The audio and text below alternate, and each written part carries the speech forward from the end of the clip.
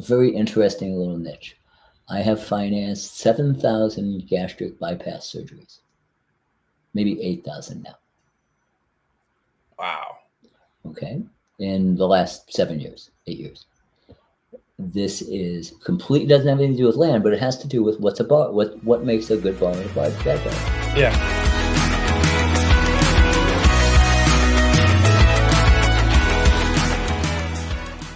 Welcome to today's episode. Today we have special guest Steve Hodgden.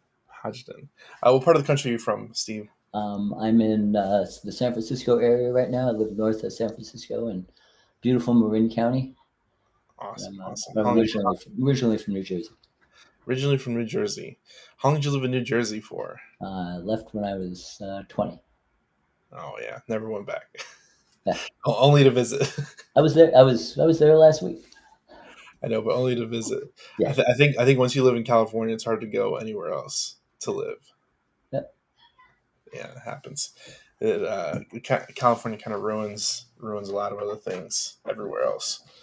In New Jersey, it's funny. A couple of years ago, I had an opportunity to go to New Jersey for an event, and I literally, I got on the plane, and the organizer told me the event was canceled, and I'm like, "You can still come though," and I'm like, "No, I am going back off the plane. We're not going to New Jersey on accident." Yeah. And I left with that rebellion kid thing, and 90% of New Jersey is beautiful. It's really pretty. It's way too expensive, but it's that little 20-mile circle around New York City that's just it's what it is. And so I was shopping real estate in upstate New York last week and a half ago, and I drove through parts of New Jersey where I camped at when I was a teenager, and I was like, "There's nothing wrong with New Jersey." Yeah, it's a bad rap, and so. Okay. All right. Well, teach their own. Can you give people a brief description of who you are if they've never heard of you before, and then we can jump right into this conversation? My name's Steve Hodgden, and in this world, I operate. I'm a founder of a DBA called Finance Land Sales. The company I'm operating right now is Modern Asset Management, and we are a licensed lender in a couple of states. I come from the hard money collection world. I used to be owned accounts receivable firms for 20 plus years, and ventured into real estate investment starting in 1995 when I bought my first office building. So I've been dabbling around real estate for 30 years.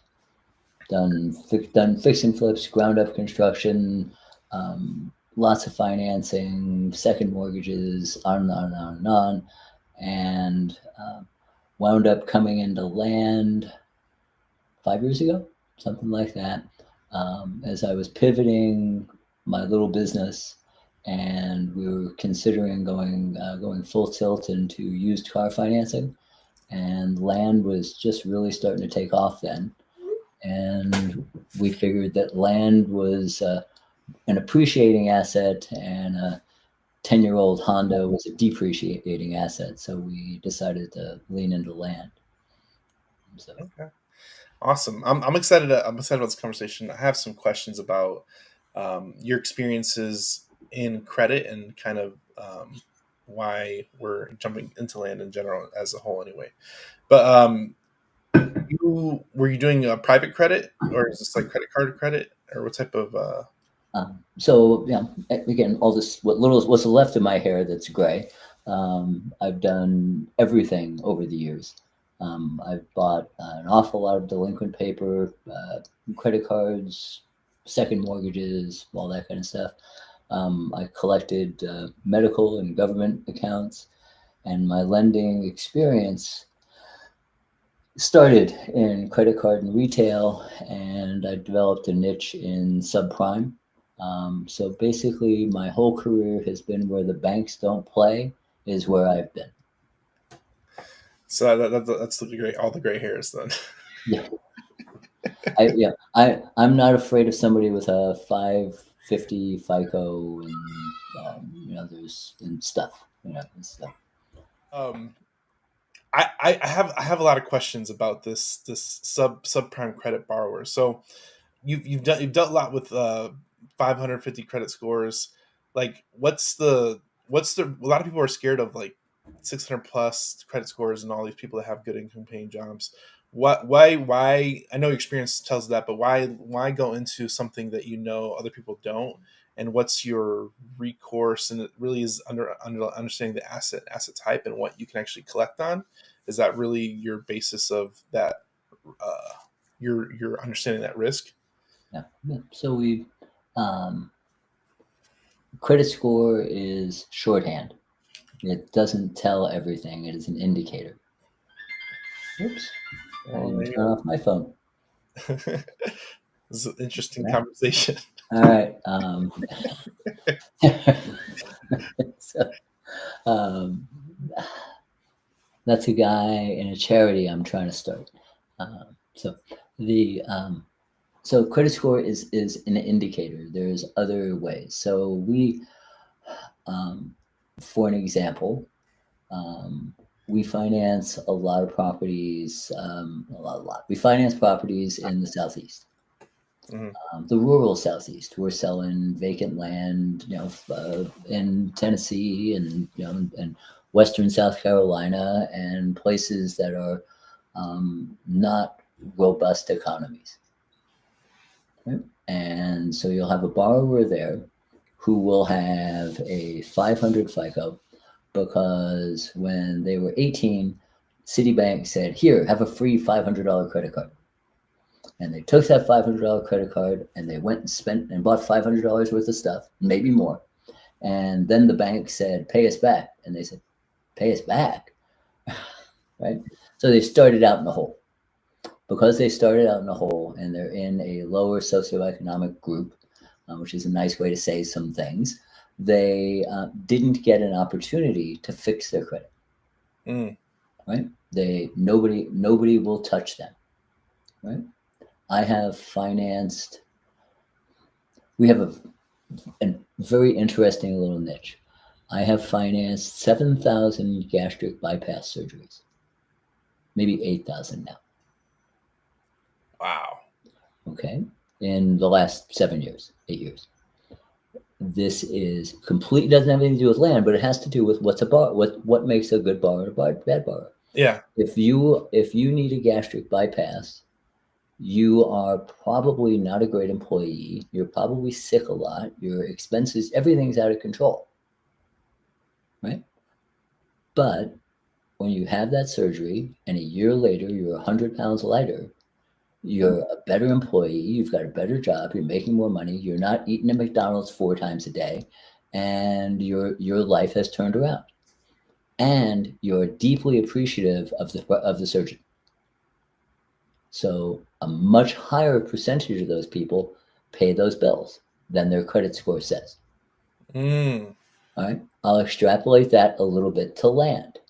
Someone buying a piece of property is making an aspirational purchase. They're buying something for the future. So they may not pay their credit card bill right now, or their phone bill, or their rent right now, but they're going to hang on to this. But they're going to try to hang on to this property because we sold them that it's the American dream, that it's how they're going to build. It's an investment, all that. Right? So we a year ago, just a little over a year ago, I rolled in a Desert Square business into our platform. We've done a terrible job integrating, so I'm running two businesses that is selling like tax deed lots. We'll buy a tax deed lot for $1,000 and then sell it for $2,500 on, $100 a month payments. Mm-hmm. Right? And why would you do that? Well, the return's fantastic. It's this great ROI percentage. Well, it's not much money. It's like, is it really worth doing this? So we've been bumping up our monthly payments, and there's a price point that people can afford, right? And if you know that, and you give them an affordable payment and an aspiration and a good deal, Well, they're going to keep that. You Mm-hmm. know, they may not keep the Honda. They may give the Honda back, right? Right. But then maybe they'll keep the land. And if they want, and if you bought from me, if things have changed and you want to give it back, that's okay. That's okay. I may even give you a little money back. I may buy it back from you, depending on the situation. I've heard a lot that these desert squares, especially seller finance, aren't really good paper, and is it because Oh, they're terrible paper. but you're still doing it. But I absolutely abhor the no down, no credit check, $99 a month, whatever deals. The stuff that is taught by one of the particularly large schools, Ah, right? Right? That this is their model. And I can't say who these geeky people are, but they this is what they pitch. This is what they pitch is sell it on terms, you get a down payment, take it back, sell it again. That's what used car lots do, yeah. right? So I'm running in one kind of way. I'm running a used car lot, but I'm not that guy anymore. 30 years ago, I was banging people to collect bills.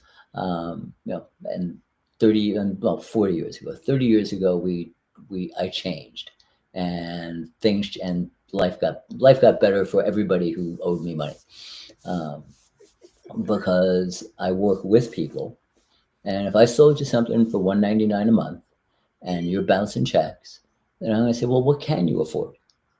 Well, I can give you 100. Okay, let's try 100 for a few months. I'm not going to go through a loan rewrite or any of that stuff because it's my own paper. I'm going to change your terms. You're still going to be past due, and we'll take payments for 3 months and then work with you. If you need to extend, we'll rewrite the note. Um, the the net, our experience, our net gross income is like 20-ish%, somewhere in there. So it's worth the effort. But when you do the ROI calculation, it says, oh, you're making 150%. Well, because you're not factoring in time, you're not factoring in loan Yeah. servicing, you're not factoring in the people making phone calls, and we've got pretty big industrial size software. I'm not doing this in a little package. And you get a text and a letter and phone calls, and we're on you every 2 weeks. What can we do? How can we help?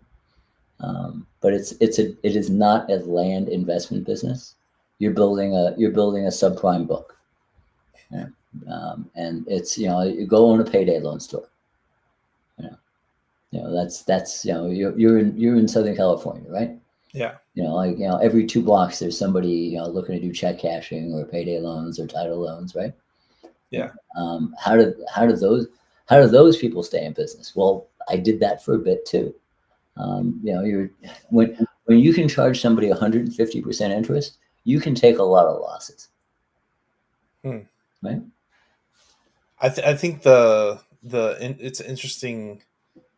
I avoid the desert squares because in my thing I think I've learned this over the last couple of years, but you want to sell something of value that people want to pay back, and that's Oh, like I'm absolutely with you. Like I told you, I hate this. I hate this. I bought 40. What did I buy? I bought 40 Mojave tax deeds this March. you said 40 what? 40 Mojave County tax deeds this month. Oh, okay. We bought 40 properties at the auction. I think we were the largest buyer of tax deeds in Mojave County this year Wow. because I have a machine, and and this little machine is a couple of people, and this is her world, and it's okay, and we treat people ethically, and we are not here just for the down payment and flip the and well, you say in the car business, flip the car every 3 months, right? That's loan. We are not in the loan to own business, although many people are. So therefore, our margins aren't quite as good, right? Yeah. But what I can do, and the theory, let's check in a year. Um, I sold you a $2,000 lot. You've made some payments. can I come back to you and say, hey, is it time to buy some real estate? You've been paying me just fine. How about we move up from this $5,000 lot to a $20,000 lot? How about if we move up to something that you can put a house on? Or better yet, how about, would you like to buy one of the mobile homes that I just put on land in Golden Valley? I've got 2 manufactured homes projects working right now. So. And upgrading their position, that works. And I think there's an upsell. I think there's an upsell here. I know we have traded people, and we are not actively doing that. This is on my list over here on the right side. Let's talk this through. Let's market to our folks and see what happens. Would you like to trade? You buy a car, you trade in for a better car, right? Interesting. I've never heard anybody trading up their debt. That's very interesting. You were the 500 FICO guy a year ago. You've made 12 payments to me. I don't care what your credit score is now. You've already shown yourself as a good borrower. Yeah. You want something better. And that comes back to all those gastric bypass surgeries.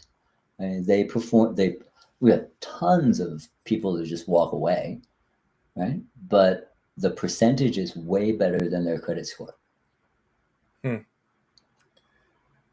So what type of recourse in the gastric bypass surgeries? I've heard of people like financing like LASIK surgery and stuff like that. Yeah, it's that way. There's no recourse. There's nothing to take back. You can't have them sign a personal guarantee or anything like that. Well, sure. Okay. Yeah. We're not here to sue people. We're not here to do wage garnishments. We're trying to become land investors, right? So I'm trying to leave. That's my old life. I used to do that.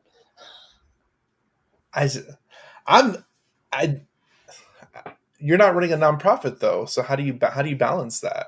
It works. If there's enough spread in the deal. So let's get out of the little stuff. Sure. If I bought a property for 20, and I'm going to sell it for 30, and I get 5 down. Now I've got 5 down. I've got $5,000 into a $25,000 note. Right? That's beautiful. It takes me a year to get whole. Okay. If I've got a 3-year note and a year to get whole, well, for every year of work, I've got 2 years free. And you snowball that up and up. I'd still rather buy and sell for cash. Absolutely. But I think your expertise is definitely credit side. And I don't know if this is true, but is the medical side, are they upcharging the clients? That way you can get a better rate almost.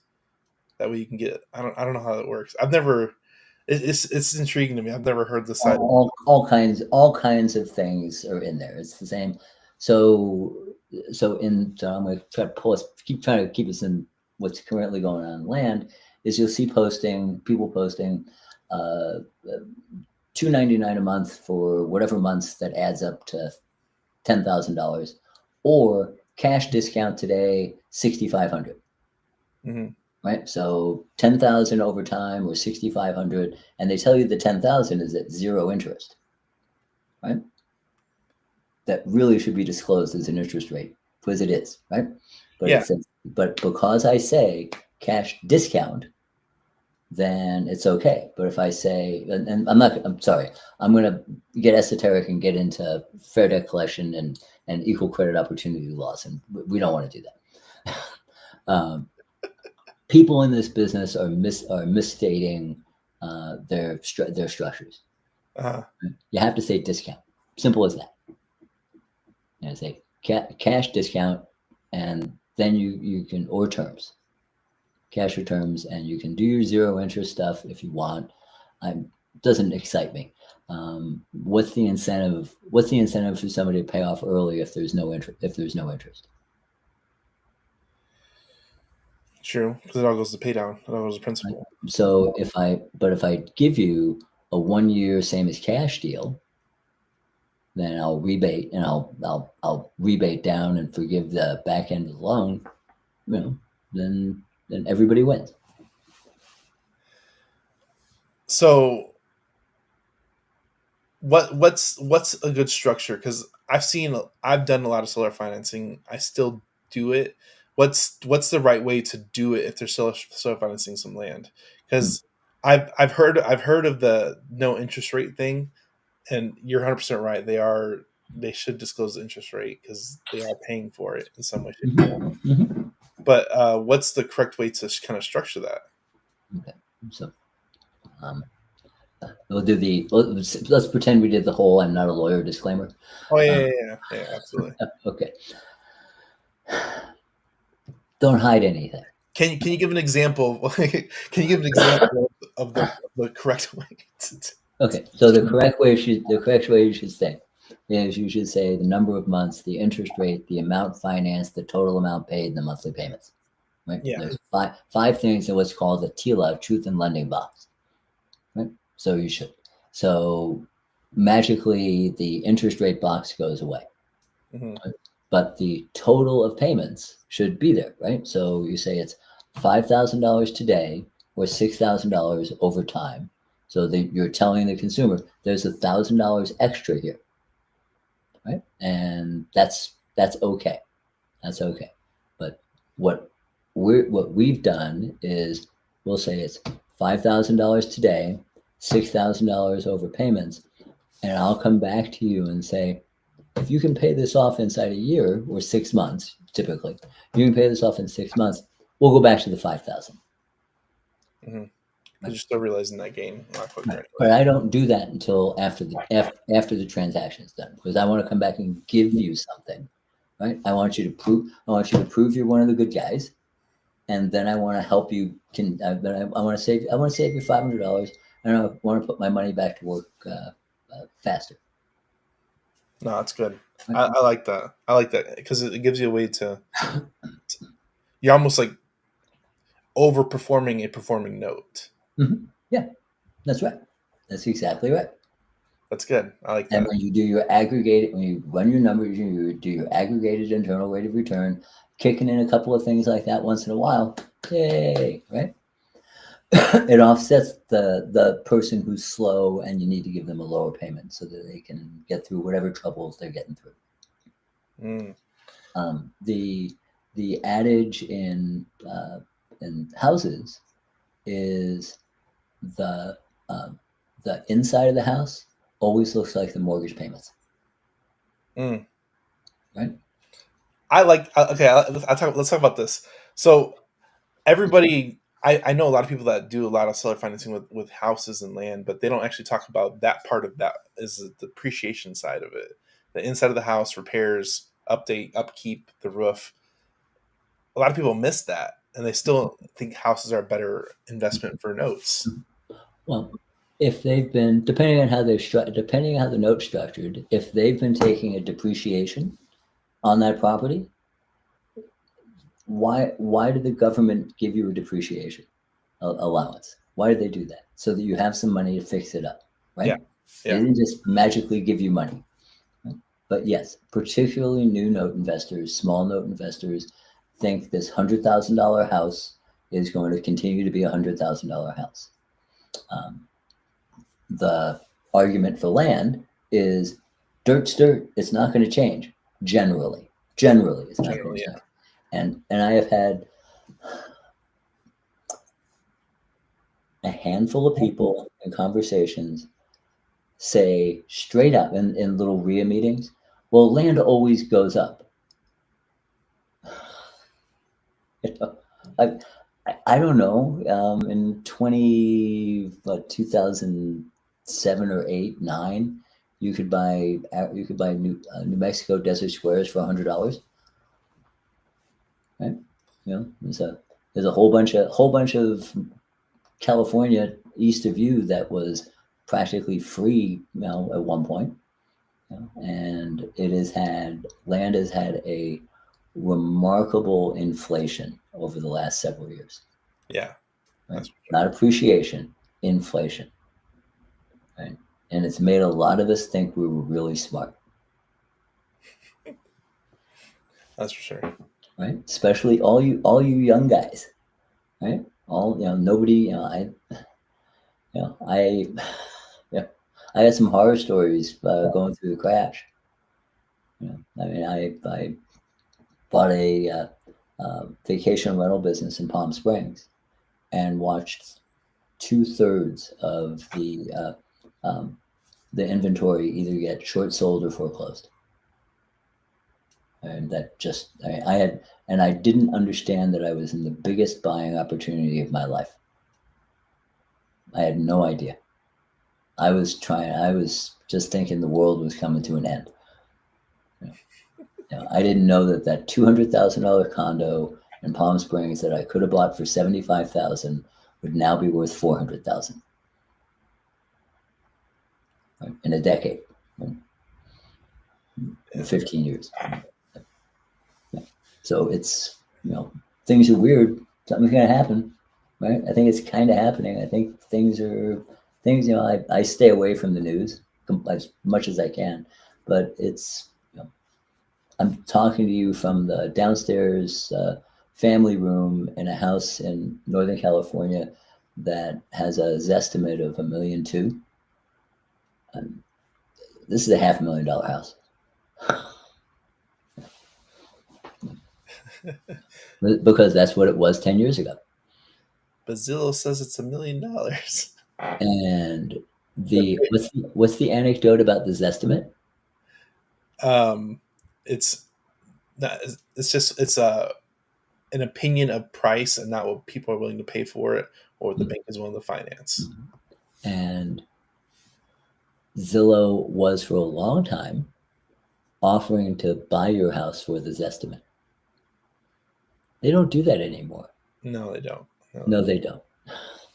And and when you read the form, it says, don't believe the Zestimate. Yeah. So, but anyway, but yet we do. So with all these experiences, you've seen a lot of the bad. Yeah. And have committed a lot of mistakes. So let's talk a little about mistakes and how people can avoid them, because I think the gray hairs are telling. Yeah. So we've been running a virtual trading platform for 4+ years. Really hard at it for the last 3. Funded 600 transact. I made some notes because I'm looking for I'm looking for people who need money. So we funded 600 deals for $20 million in that time. And like I said, we sold 18 million. So I've got $2 million that, if anybody would like to buy 23 acres in New Albany, Indiana. It's a beautiful location right across the Ohio River from Louisville. Upscale, affluent homes, horse properties. It's so pretty. And as you come around this road called Floyd Knob, there's a guardrail. And a guardrail is to keep cars from going off the road. Right? Yeah. And you go around, it's 23 acres. You go around, there's still some more guardrail. I own what's on the wrong side of the guardrail. Slope. Oh, no. Slope. I bought this before understanding what slope was. I've held this property for 3 years. I went and stood on it. I tried to stand on it. I had to hang on to a tree. Oh, man. Right? 23 acres straight down. Right? So what we've learned and are continuing to learn, you open up Land ID and you turn on the map. You did a fantastic video on this just a couple of weeks ago. Okay. Everybody out there, go watch that video. I can shut up right now. I don't need to tell you another thing. But what happens is when you're looking at this stuff on a computer all the time, and you see those 20-foot lines, they start to, you can't tell the difference what it looks like on 1 acre versus 5 acres versus 20 acres. It's only 20 feet. Well, 20 feet's a 2-story building. 20 feet is about the height of the house that I'm in. That's really high, right? Mhm. But I'm buying, I'm some, folks looking for money um, are saying, well, there's a 20% of it's flat. You get a price report and it'll tell you what percentage of the property is what degree of slope, right? And they put it in 4 buckets. Buildable, little buildable, not buildable, don't dare try. Um, but if you have a property that's like this, you could have 50% buildable on each side of the hill. Yeah, If but you have a property like this and it's got a flat at the bottom, well, there's my half. This is the property that I was at. It's like this. There's a fishing pond. There's deer. It's. I don't know what the end solution is going to be, but it is. It belongs to God and nature. So maybe it becomes a charity donation. I don't know. I have to have a really good year so that I can do that. Um, because it's 6 figures. Yeah. woo, So, I've and that was bought with somebody who is long experienced and a coach in one of the oldest uh, uh, guru schools, one of the originals. Right? I did 13 deals with this guy, made money on 12 out of 13. Right? My batting average is like 900. I'm batting 900. Right? But $130,000 eats up a lot of other at bats, right? yeah, Yeah. So slow, right? And you want to guess what the next obvious one is? flood zone. You bet. Is it wet? Right? Yeah, Yeah. Um, you can't fix nature. I can fix. I love bad title issues. I love errors, and I love paper. Paper problems are. easy. That I knew how to do before I got here, right? So paper problems are good for me. Um, but if it's wet, then then you got a problem. I had another property that I looked at that was 50% buildable. So again, a price report. No disrespect for the people at Price. I think they really do solid work. But the property was 50% buildable. It was also 50% wet. The wet buildable part. The other part was a hillside. So I got nothing. I got nothing, right? But I have houses on either side in a $600,000 home community. Why didn't somebody build on that lot 30 years ago? I That is a valid question. I learned this very early on in my career. One of my first land deals. So I lived in an area, and I was just driving around, driving for dollars. That was the thing to do back then. And I found like 3 or 4 vacant lots. I'm like, why did nobody build on it?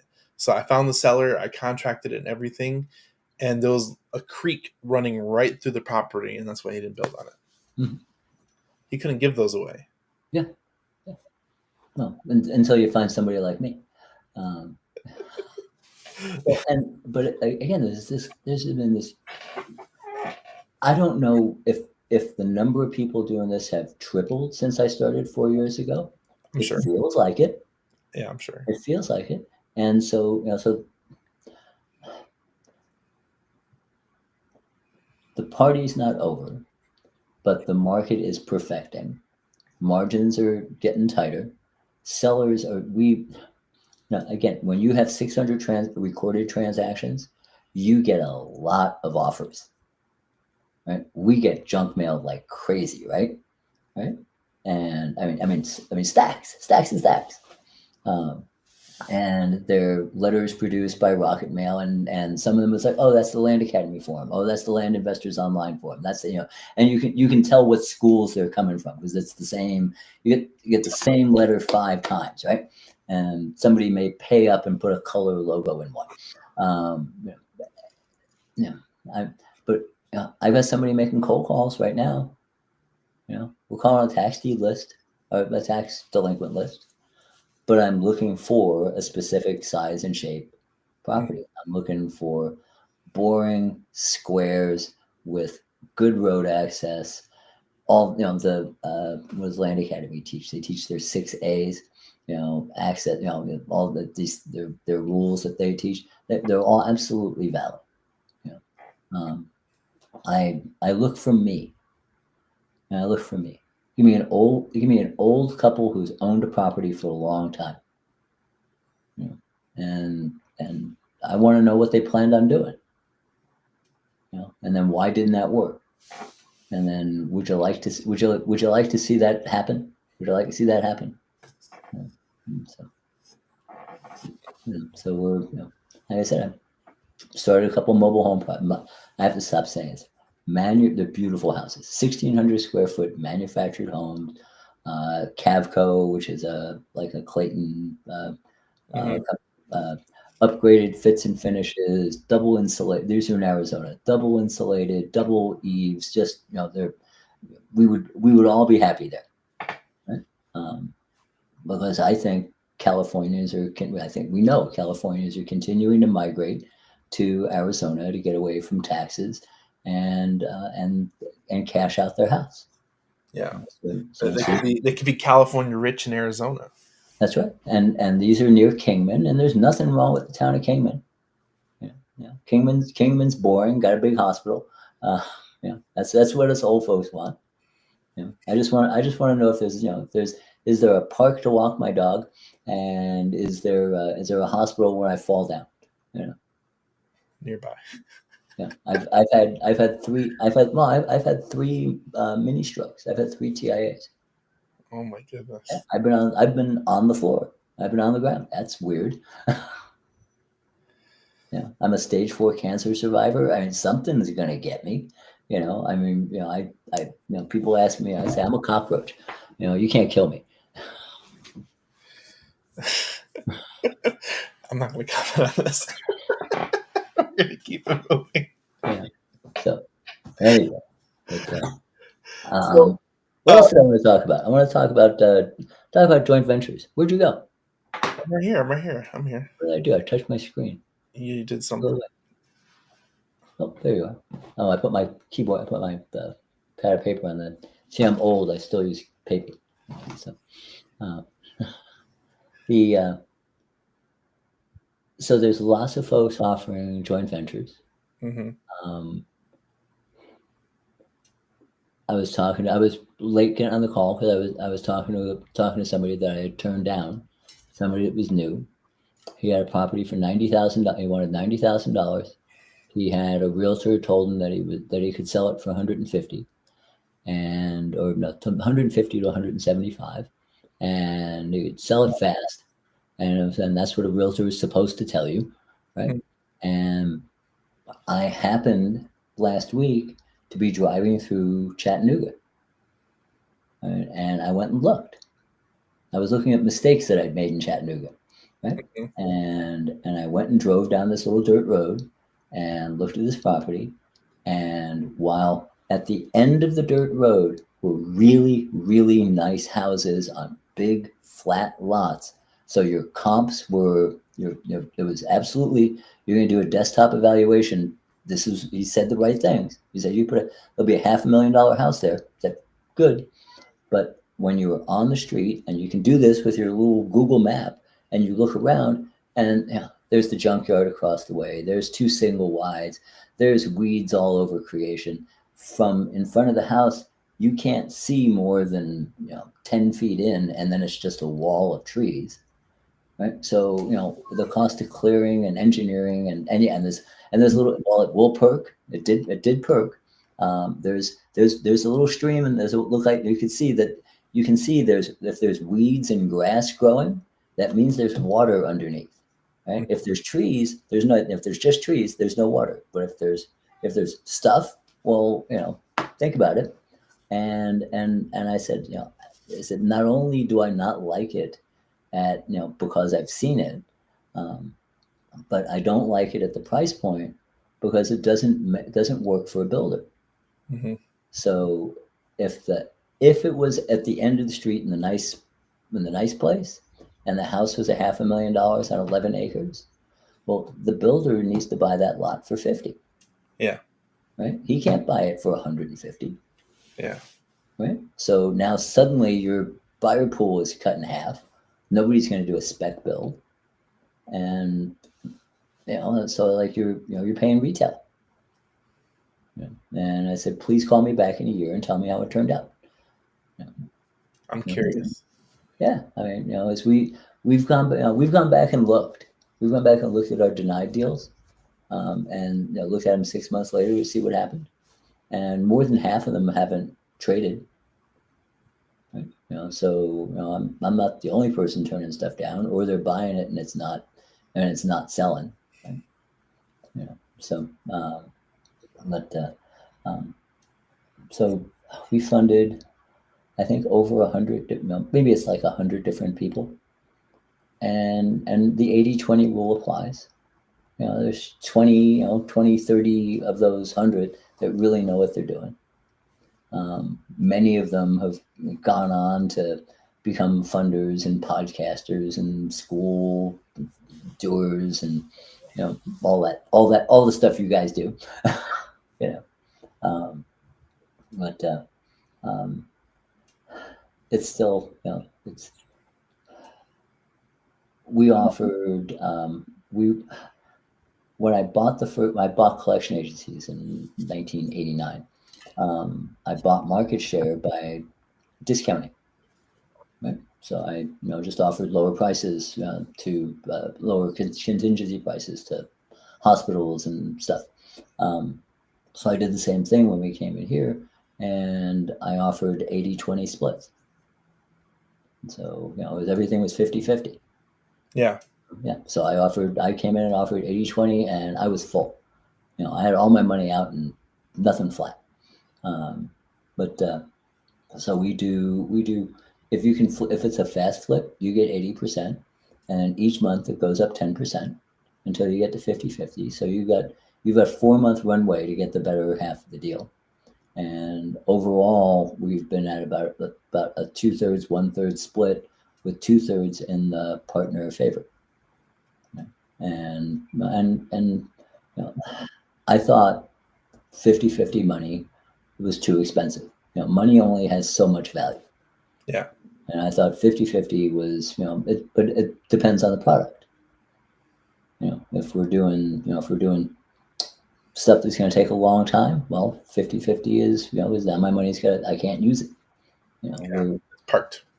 So we try to, if we turn the capital if we can turn the capital 2+ times a year, 2 and change is what we've been doing.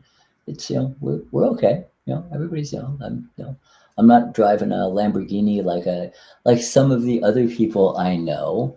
I haven't gone out and bought a new, what did he buy? He bought a new Lotus, and then the most expensive Ford F whatever you can get, and he's posting all over, like look at me in my Corvette at the car show, and I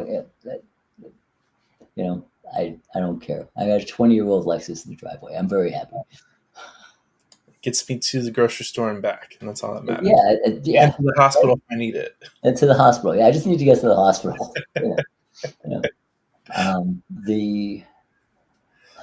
I have a very dear friend who's the smartest guy I know, and he says, and there's three things. Bill says you're an investor, you're a speculator, or you're a gambler. And when you think you're investing, you're probably speculating.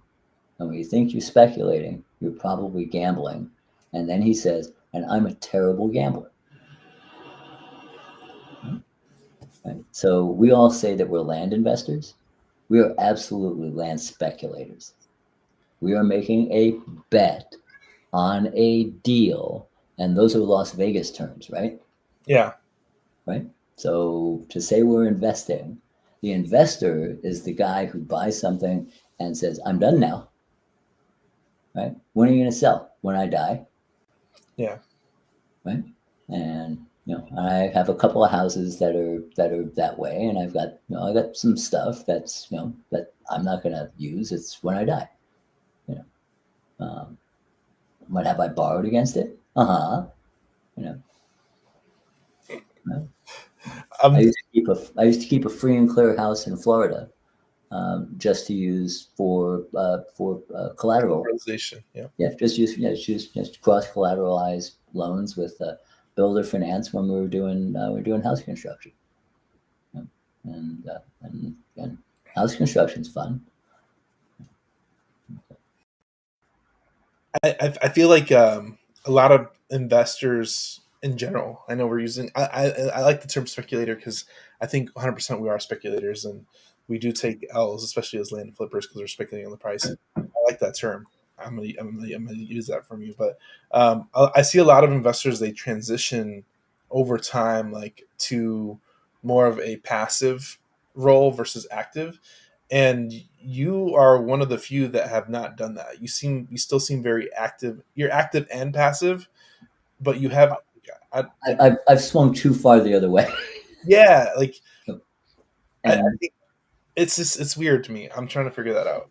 it's so the other part is I make emotional decisions.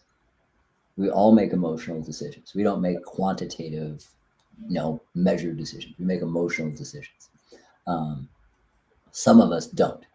I unfortunately do. I like whatever half of your brain that is. That's the only half I have. And I'm glad you think I'm funny. Uh, so I've gone too far in the minutia and all the little deals, and I've everywhere all the time at once. And this, like I said, I did this kind of reckoning 11-day trip around the United States, and it's like, okay, where should I be playing, and what should I be playing? You know, and the Desert Square thing is the Desert Square thing. Um, little box. I don't ever touch it. I don't ever touch my medical loans anymore. Right? I got a little machine built to take care of that, and that's investing. I'm building a business that is self perpetuating, right? And spins off a little bit for me. But I think the value play for me is pretty easy to figure out. Tertiary markets, decent economies, po- poverty rate less poverty rate less than, say, 16-15%, right? Where a house is $400,000. So middle America, Tennessee, North Carolina, South Carolina, Texas, rural parts of Arizona, eastern side of California, because I'm in California and I can't throw away 30-year relationships, right? I'm funding. But you're in SoCal, right? Mhm. Okay. I'm buying 2 lots in Homeland right now. Right? I just sold a manufactured home in what was it? Paris. It's this is people say California is not affordable. $200,000 get you a house and a quarter acre. Condition of the house, that's $200,000. 40-year-old manufactured home. Yeah. That same property in Alabama would be 15,000. Yeah. Right. I just did a lot split in Iva, South Carolina, which is halfway between Chattanooga and Augusta, and there's nothing there. There's nothing there. We sold 58 acres to two developers, and they've owned the manufactured home lots across the street, right? And they're cutting it up in 1 acre parcels, putting houses on it, and so that got me to go, yeah, I want this. And what I've got it left is one 10-acre parcel with a 50-year-old house. House has been house needs some stuff. So my partner says, just sell it as is. And I come from houses. For a little bit of time I had a real estate license. And so we're gonna spray it and clean it and put a new back porch on it and sell somebody a house for 250, 220. That's I like that. I like that. Okay, this is there's some meat on the bone for everybody. And I'm taking somebody out of a mobile home park and giving them a house with some acreage for them to raise their kids. Yay. You know. And so I'm trying to do, you know, trying to, I was going to say I was trying to do good. I'm trying not to hurt anybody. I'm not even going to give myself like I'm trying to do a good deed. I'm just trying to make sure I don't hurt anybody. You know, I don't want to sell anybody something that they can't use, or, you know, the people that we talk to that we buy from are selling their problems, right? And we're trying to be problem solvers, but sometimes the person on the other side isn't being honest. Yeah. You know, not everybody has a strong moral compass. You know, they have a problem and they're desperate and they want to get rid of it. And we were stupid enough to send them a letter, and there you go. I think there's a thing where how I think you said you're going to donate some of your problems that you kind of bought on accident. How do you relinquish problems that you there's always a price for everything. Are you taking that loss, or are you selling the problem to somebody who's going to fix it? Um, Do you try and fix it? Like, my partner says that there's a price for everything. He says there's a price for everything. yeah, He says, and buy it at a price where you can't get hurt. You can still get hurt. Uh, you can still get hurt. And I might sell stuff at a loss once in a while. When we make an egregious mistake, yeah, that I can't fix, and that time isn't going to fix. yeah, You know, if time's not going to fix it, then just eat what we can based on what our P&L says we can do. Back in the crash, we were looking at we're looking at all these zombie foreclosures, they called them, where there were people living in a house and not paying their mortgage payments, yep, and the bank couldn't take it back because it was in violation of their charter and the federal rules. If the banks had repossessed everything that was out there, the banks would have all gone out of business because they wouldn't have been allowed to operate. yeah, So I've got a balance sheet with however many millions of dollars of paper of real estate on it, and some of it I have to wait for. Right? So, but so I'm taking off my worst ones first. That big property. And like I said, I couldn't figure out how to get down the hill. Right? a big ramp. Yeah, right. Yeah, and I'm fairly healthy. Well, I go to the gym. Yeah. But so some stuff has to go. Some stuff um, I've got things that I've sold on terms, to kind of like push the loss out there in the future. So it's yeah. Like I said, if we're batting 900 and I can name most of my current problems, I think I'm doing okay. I mean, property comes and goes that I never even looked at. Yeah, I mean, when I underwrite, I'm basically underwriting my underwriter and looking for the qualitative things that matter to me. I can't. I'm trying to figure out how to teach slope better, because I didn't know it. I didn't know that when I started talking about it, I was all in for that because I had done a bunch of other deals with this partner and figured that he knew what he was doing. The agent drove by and then did a desktop evaluation and said, "This is what price per acre is. Yeah, you'll be good." Why did he not stop? Because there was no place to park.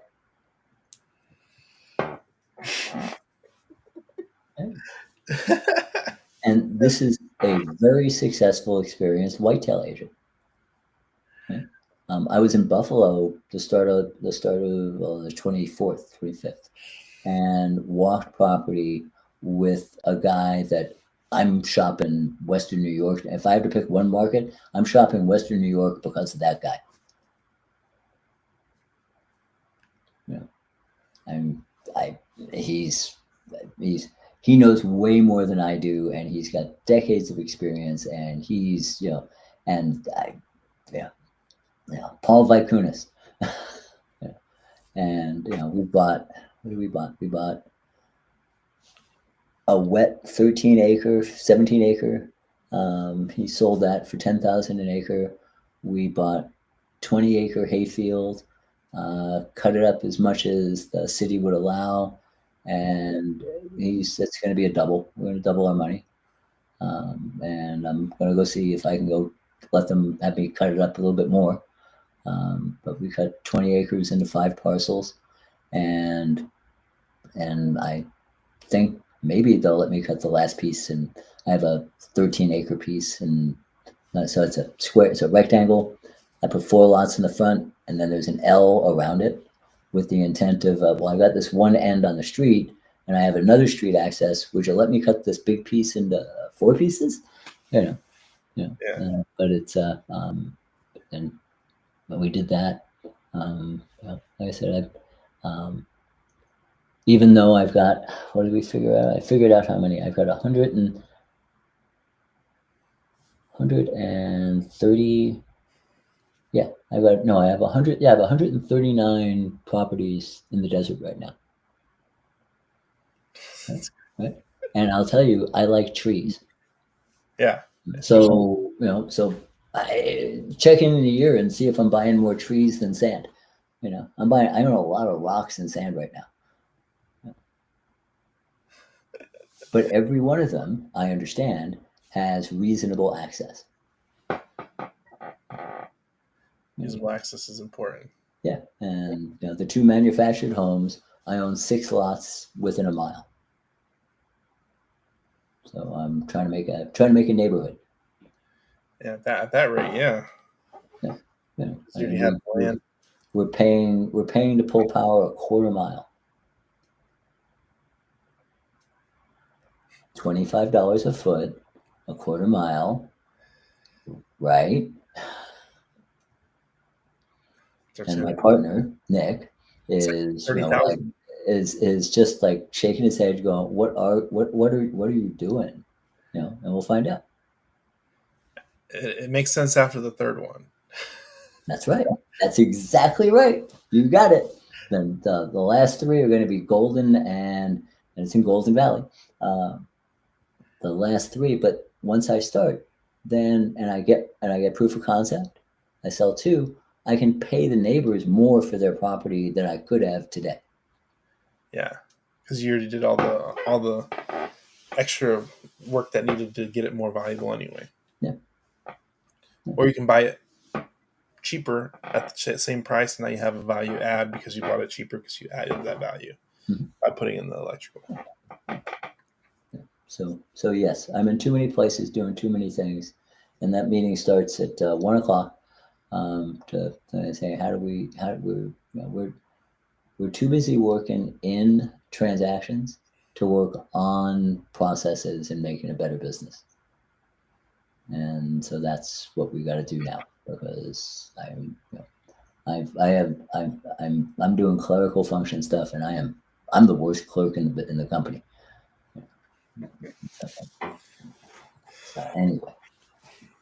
So with all those mistakes and I think the good you've done, I think you're an ethical lender to try and reperform the performing and not performing.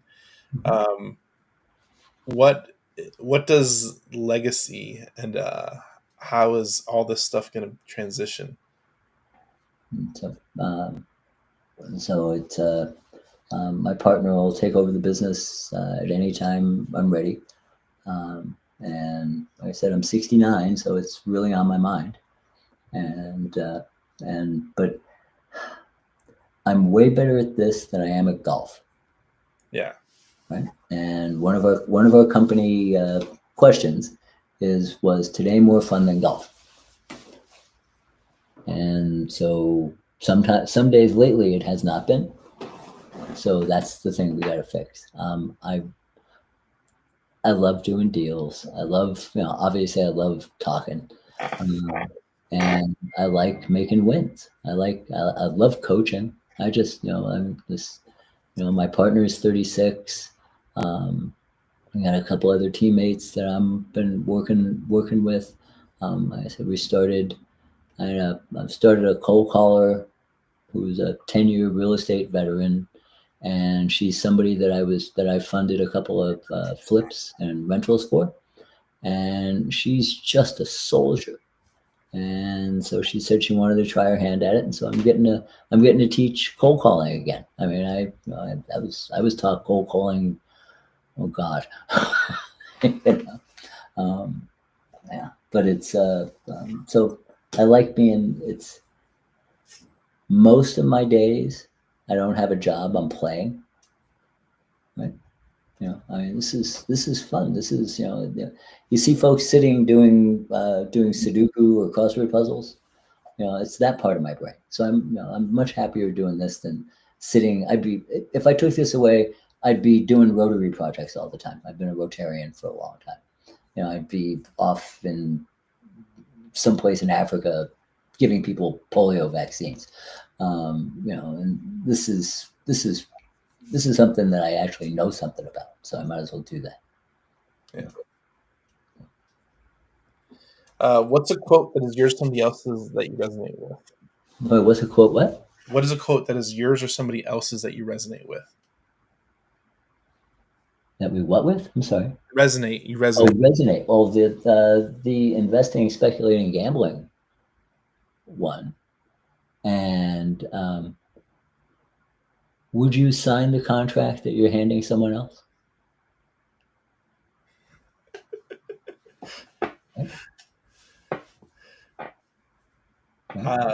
That's a hard one. Right? Right? Would you sign the contract that you're giving someone else? Depends what it's for. Well, and so there's some. Well, I'm glad I hit something to think about. I bought a payday loan store so that I could take the payday lenders, the payday borrowers, and turn them into installment loans. They didn't need a $250 loan. They needed a $2,000 loan to get out of their problems. Right? They didn't need a $200 2-week loan that they came back every 2 weeks and renewed. Yeah.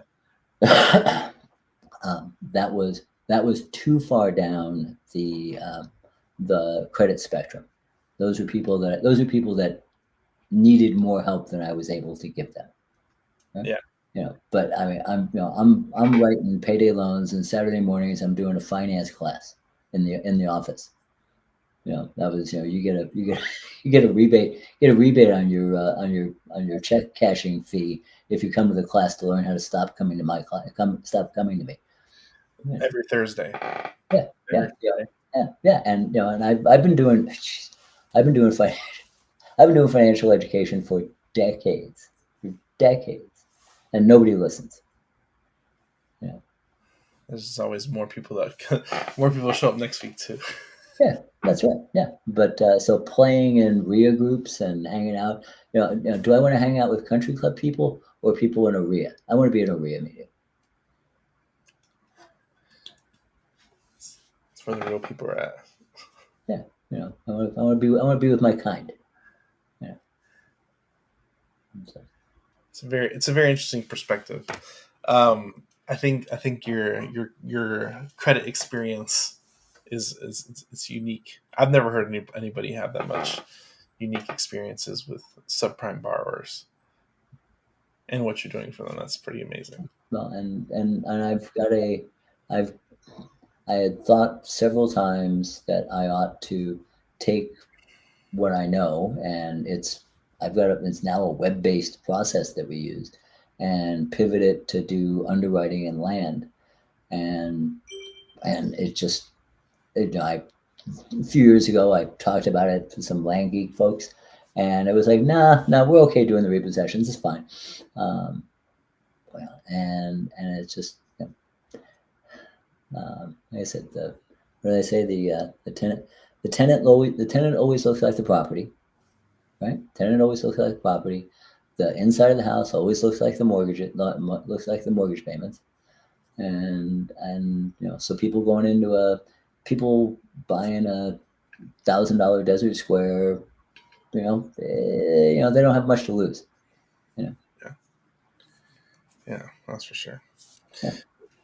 Where can people find you online? I got financelandsales.com. Yep. People are looking to partner with you. Yeah. Where else can people find you online? Yeah.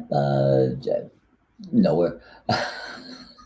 I've got an unused little YouTube channel that maybe I'll cut some of this up and put it up there, called Real Estate for Us. Real estate And Real Estate for Us with a number 4. Years ago, I started when this was all started. I was doing my little group would get together and we would just record our what was going on. But I'm in Discord groups. Where am I? I'm in Land Investors Online, Land Academy. But no, if you want money, go to financelandsales.com. There's a form. I said, and I said, but half the time we say yes, and if we say no, we're not in the business of saying no. Yeah. It's I said it's that we think there's a problem. And I'm not buying any hillsides anymore. Ditches, creeks. Yeah, right. Yeah, I got 20 acres in Texas that access got wiped out in a hurricane. I need to build a bridge.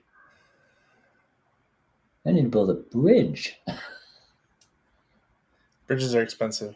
Yeah, so that's one of the ones that sits. I haven't solved that one yet. Thank you for coming. For everybody here, go like, share, subscribe. Thank you, Steve. Okay. Everybody, we'll see you next time. Okay. All right. Thanks for the time, Daniel. Bye.